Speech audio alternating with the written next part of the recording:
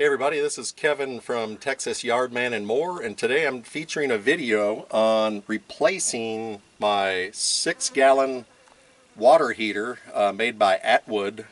This is my Jayco Eagle. It's a 2008 model, and it's model 314 BHDS. And I was out here and couldn't figure out why I was getting water leaks. I was thinking it was the toilet. But in reality, what happened is I did not properly drain my water tank before winter, and it cracked the tank. So today I'm featuring a video on a replacement install. Over here on this table, I have the Ranein RV Tankless Water Heater. And this model was ranked number 2 on tankless water heaters for RVs. So I decided to go with this model. I bought it off of Amazon, and it comes with a door. This is the 15 by 15, but it came with this other door, which is 15 by 18, that is going to be the right size door for my RV over here, the tankless water heater, or the tank water heater. So it'll cover this. I'm going to open this up, and we are going to completely remove this whole unit out of the RV and put in the new one. So I'm starting out here. The first thing you got to do is drain your water tank, and there's this drain plug right here, which I've already loosened, and we're going to let the water out. So we'll let that drain out, and then also from this side we also want to make sure we release the pressure valve, and you can see how much faster the water started coming out when I did that. Now it's really gushing out. So we're going to let that drain out, and then we're also going to release this nut here that supplies gas to the unit. We'll just simply unscrew it right here with a crescent wrench. And then we'll go inside the RV from the back side, and I'll show you all of the water connections and the electrical connections. And we're back, and it's finished draining the water out of the tank. It's no longer coming out. So I've got the drain plug here, and I'm just going to simply put it back in. That's optional since I'm getting rid of this, but I'm just going to screw it back in there. And then the next step is to get this gas line off. So I've got a simple adjustable wrench here, and we are just gonna take it off. It's lefty loosen, righty tighty. You can see that in some of my other videos. So we're turning it to the left.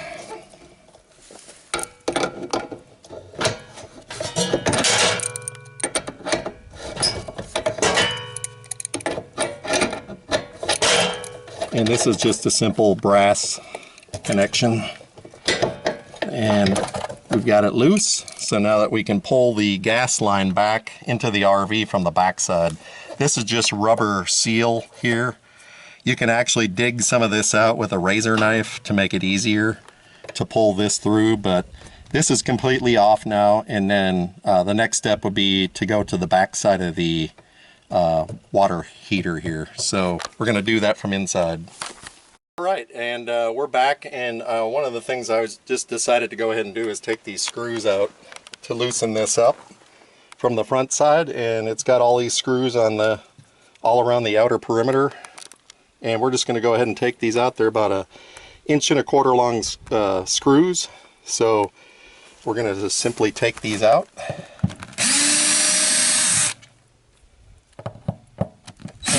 Got a cordless drill, makes things easy, or corded is fine too. We're just simply going to take all these out. Alright, so once you have all the screws out, we've got them taken off. Eventually what we're going to do is just take a little pry bar and pry around this to loosen this up once we get it disconnected from the inside. So all the screws are out, and this is loose from the front now. So we'll go inside and get the water lines disconnected and the gas line. All right, everybody, we are on the inside from the RV, And we're in the lower cabinet here next to the restroom. And you can see the water lines coming in here. This one does have a bypass valve on it, which we're not going to need for the new Ranein. So what we're going to do is a little bit of plumbing on here. I bought some new 1/2 inch. It's got one end that will screw into here, and then the other end is a SharkBite connection, which is made for PEX tubing, which is this. And so what I think I'm going to do is end up cutting this off here, since we got plenty of line to reach. And we're going to do the same for the bottom one. I've got another line for that one. And then we are going to disconnect the 120 here. This is right here in this junction box here, plastic junction box on the bottom side of the water heater. This is the aluminum water heater here, and it's surrounded by this styrofoam to help insulate it. But this is your hot water inlet, and this is your cold water inlet. So we're just going to replumb it with these new lines. These are game changers here, in my opinion. The SharkBite connections. It makes it so easy to replumb your lines, and we'll just probably end up cutting it like right here. And then for this line here, we'll just cut it right here behind this joint, and we'll have plenty of line to connect up to the new one. So these Atwoods are similarly, you can look on a lot of other RVs and they have the same setup. So these could probably be repurposed, these valves, but I don't need them. So we're just gonna cut this section out and keep the main lines that are coming in. So wanted to show you that. This is where the part that's leaking right here. I'll just probably break this off. And it was leaking. I could literally see the water leaking out of here. And so I was thinking about doing a tankless water heater anyhow, so this just gave me a reason to do it. So anyhow, we'll get these lines disconnected. You just simply unscrew them like this, and a little bit of water comes out. If you have a towel, great. We already drained it, so there's not going to be much water. And so I'm going to do this one as well, and then we're just simply going to cut it. And I'll be back to show you that here in a minute. So we got the water lines off, and we had to peel this tape back on this junction box. Just a plastic junction box that houses the wiring for the 120 for the heating element. You can see the wires that connect up to the heating element here that goes up inside your hot water, or your water heater I should say, the tank. So you want to make sure you take pictures of these. The green looks to be the ground, and then you got your hot. Actually, this is your hot and this is your neutral, I believe, the white wire. So as long as you know what these wires do, we can just simply I'm shining a flashlight in here because we're in close quarters, but simply what I'm going to do is just take these wire nuts off, and I'm going to reuse these wires to put a plug in here because these are not needed for the new water heater. We just need 12 volts for that only. We don't need the 120. So I'm just going to attach an outlet to this, or like a plug instead. And so these wires really aren't going to be necessary for the new water heater. So we're just going to take these apart and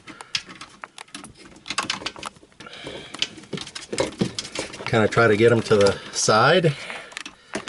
And then what I'm going to do is this junction box, this conduit right here, this blue conduit, we're going to try to take this off. And there's a screw back behind here that we got to loosen up to get this junction box on. That's the only thing that secures this on, and I think there's one on the other side as well. So we'll go ahead and do that and come back.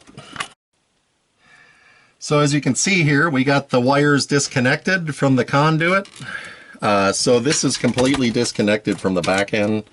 I'm also going to take the time right now I've got some PEX cutters here. We're just going to simply cut the line here. Got that one cut, and this just goes through these plastic tubes like a hot knife through butter. So you just want to cut that, and now this is out. We don't need this anymore. And if you got a towel laying around, I highly recommend you have a towel ready to sop up any water that gets loose. But make sure you mark which one is which. This is our hot. This one down here is our cold. So this one's kind of a red hue to it. It's kind of got a red color to it, so that tells me that's, and I know that this is the hot. So that's all there is to it. Now we're going to go on the back side and we're going to actually pull the unit out. Here's our what's going to be an outlet or a plug, and then these were the wires that would actually plug into the water element, the element that actually heats the water up for the 6-gallon. But so those are disconnected, and we're going to go ahead and pull the unit out from the other side. Hey everybody, and we're back and on the outside of the RV now, and what I'm going to do is take off this cover, and it simply retracts. So you slide it that way, or it's this way to the left, and then it comes out, and then you just simply take it off. And then we're ready to take this off. So I've already started here at the top, where you just simply take a pry bar and you start prying this loose, and you can see as you work it, it starts to break free from the sealant. And I picked these up at like Lowe's. They're just little miniature pry bars, and it worked great. So now this is loose. You got to make sure that your gas line comes through this rubber sealant to here, and I was already kind of cutting some of that back, but we're going to go ahead and try to pull it just like this. And it is completely free on the back side. We just got to make sure that the gas line comes through.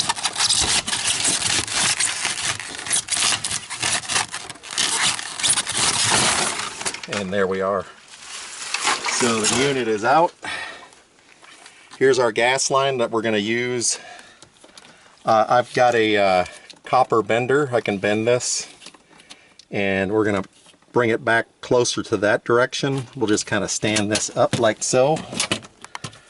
And I think I may even bend it 180 degrees or possibly 90 degrees. But here's the block that was supporting the unit. It was resting on this, and we're going to get this all cleaned up. And I'm going to probably leave this block in here because it looks like it's just the right height so to hold it up. And then I'm going to put another block right here on the side. So here's our gas line once again, and here are the wires. So these are the wires that come to the front of the unit here, come around the back side here, and these are what two of these wires are for the 12 volts. So we're going to be doing some testing with a multimeter to find out which ones are which when the unit is powered up. So we got orange, red, white, and brown. So we'll do some testing and find that out. Okay, one thing I did want to show you is these don't always match up from the unit itself. So orange is orange, that one matches. This one's blue to red, white to brown, green to white. So what I'm going to do is snip them up here. That way we can reference it if need be. Just leave a little bit on here so you know. And then we've got all this wire here. This is plenty of wire for what we need. And we're going to do some testing on these. And then back in here is the other one. We're going to put a plug on this here next. Okay, so what I decided to do, like I mentioned, is I just put a plug on the end of these wires that supply the 120 volts that it was using for the old hot water, well, old water heater, I should say. And so this will just be an extra. You can just wrap this around. It's a three-prong, and you simply connect the ground wire to the green terminal. White will be on the silver terminal, and the black will be on the gold terminal. So this is just one of those plugs that you take apart and then you coil it around the screw and tighten it down, and so now you got an extra plug for whatever you want to use it for. So I'm just going to tuck that back in here, and now we got to do the hot water, or the water heater. I keep calling it hot water. It's a water heater, and we're going to hook that up next. And I've got all the butyl tape removed, and this has been cleaned up, so this is really cleaned up well here. Used some goof off, and that seemed to clean this really well. So next step is to put in the new water heater. So alright, well, so we're on the other side. We have the new unit in place. It fit in there like a glove. We didn't have to do any cutting or anything like that. It was perfect in the height. In the width is shorter. I've got the wider door. This is the shorter door. But one of the things I wanted to show you is I had to cut a block to fill this in here, because if you notice on the door you have fins, and what will happen is wasps and other insects will try to come through these vents, and they'll build a nest in here. So what you need to do is block this up, and then we're going to seal it with some silicone after we screw it in place, and then we're going to put the other door on. So this is the 15-inch door, 15 by 15. The other door that we've got that came with it is over there. It's 15 by 18 inches. So it fit in there perfectly. I couldn't be happier. So now all we need to do is just screw it in place with the screws and secure this block of wood. This is simply a 2x4. It was 3.5 inches wide. It fit perfect. All I had to do was cut it to length. Okay, everybody, we are inside the RV, and I've got my water lines here. I've got my screw-on connector here for the hot, and here is our hot water line, and I'm using these Wireshark, or not Wireshark, but SharkBite connections, and they have valves on them. So right now the valve is set to open. The way you know that is it will always, if it's pointing in line to your hose, that means the valve is open. If you turn it and it's like parallel, like a 90-degree, not parallel, but a 90-degree angle, then you know that it's closed. So these need to be open. And then we're going to connect our PEX line up. You just simply push it in, and that's all you do once it connects. There we go. You just have to jam it in there. Then you give it a tug, make sure it doesn't come out, and it's on there. So now we just simply connect our water line right here. We'll put some of this plumber's tape on there, and you want to make sure that you put it to where it turns to the right.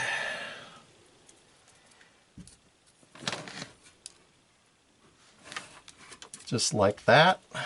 And you don't have to put on a large amount, but just enough to where when it grabs, it seals.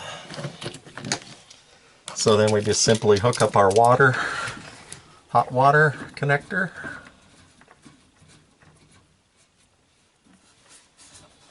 And you want to make sure they're on there nice and tight. And there you have it. That one's on, and then we're just simply going to repeat for the cold water. That's going to go over here on this side. So let's get that. And we're going to, the valve is open. Push it on there, and it doesn't come out. That's why they call it the SharkBite. And we have to put some of the tape on this side as well. Make sure you're going to the right, and sometimes this tape will fight you.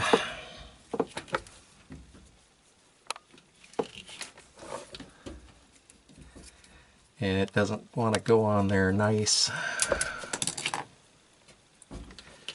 When you're working in these concealed areas here, sometimes things don't cooperate or you can't get in there right.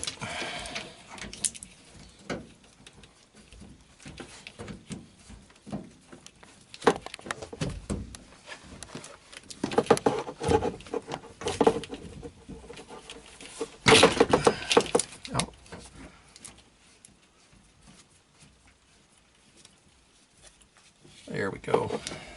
Now it's gripping. There we go. And now we have that one hooked up.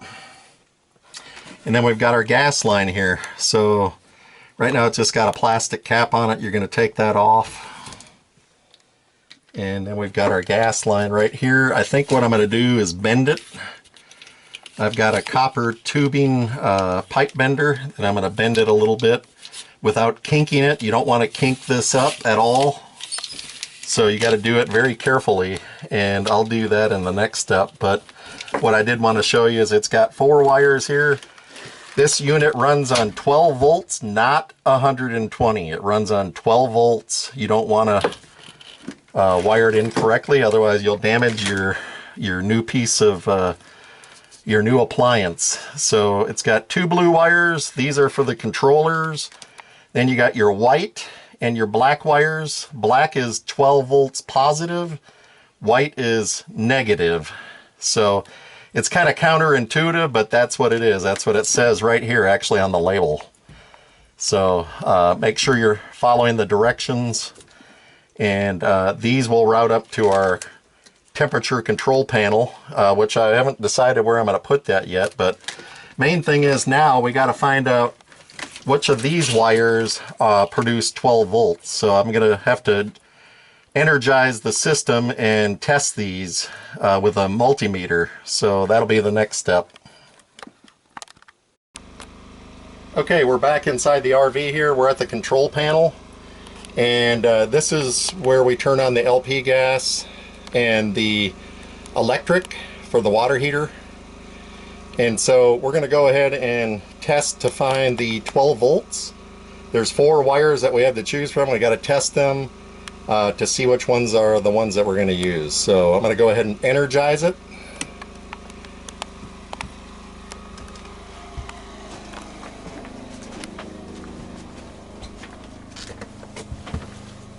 And then we're over here, and we're going to test our brown and our red wire, and then we got orange and white over here, and I'm going to show you how we tested it.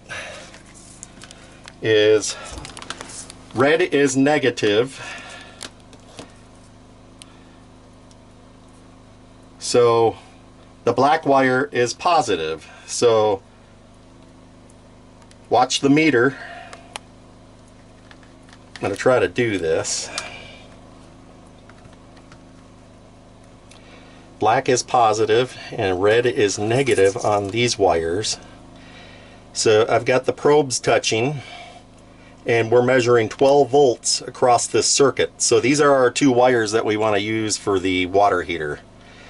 So I've got them written down so I don't forget.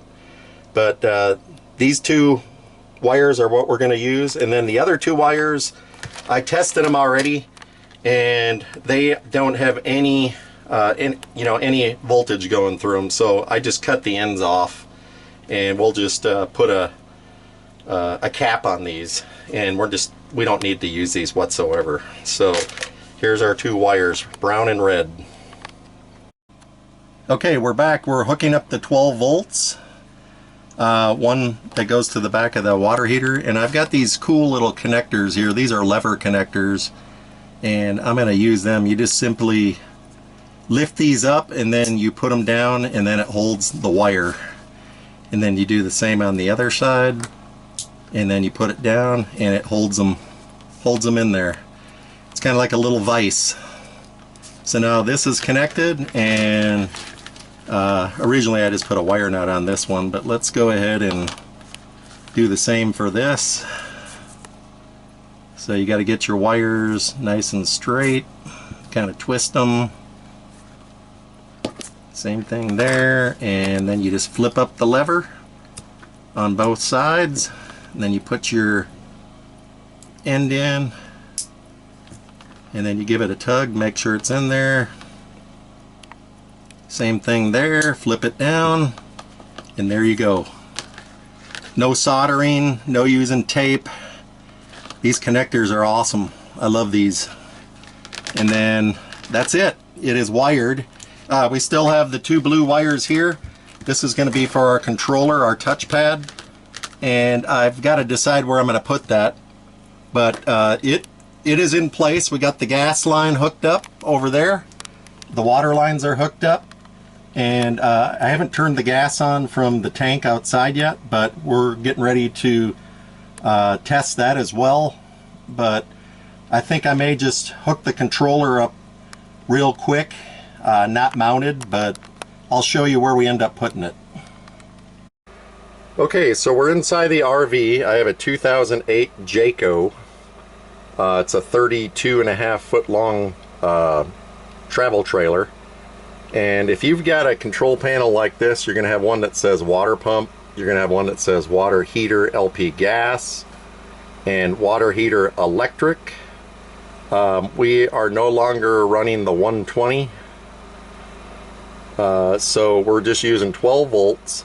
The wires that you want are the ones that go to the water heater that says LP gas, so you're going to have to test by turning this switch on and then coming over here to where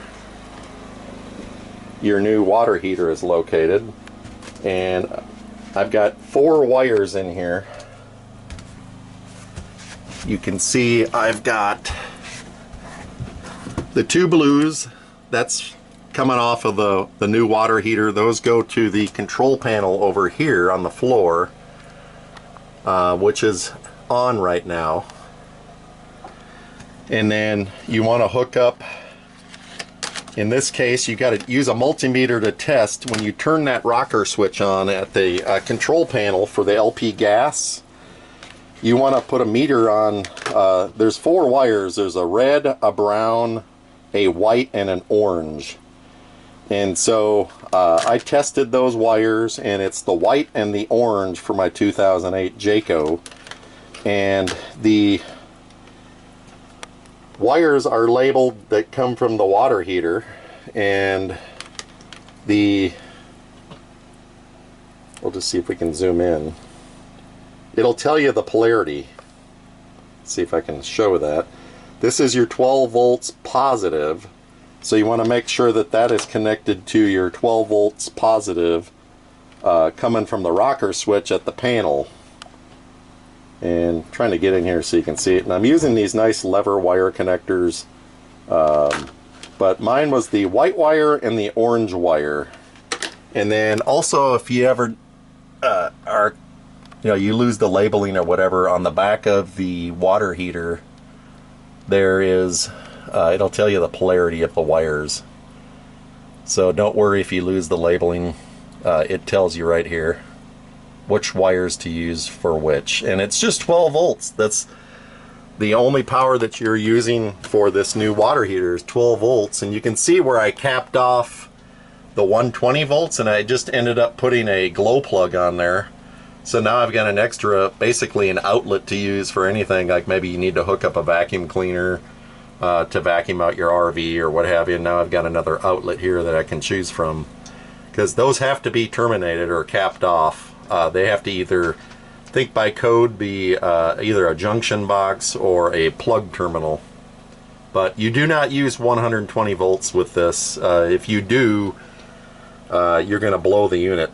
So probably pop a fuse and damage the circuit board. So do not use 120 volts. It's only 12 volts.